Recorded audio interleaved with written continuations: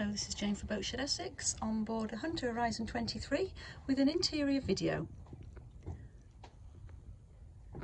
So we have the heads to port, sea toilet and sink, and storage, and then forward into the saloon area.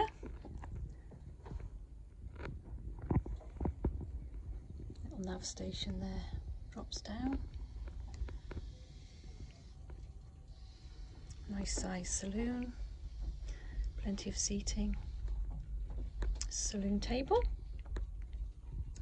and then there's a Breton berth at the front, a small double which needs the cushions for that,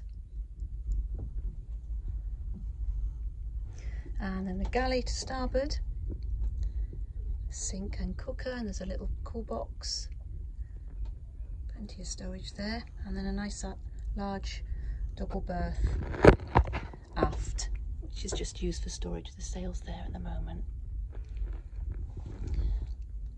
Good space in there. If you'd like any further information, if you visit our webpage at boatshedessex.com, we'd be delighted to help and answer any questions you may have or organise a viewing. Thank you very much.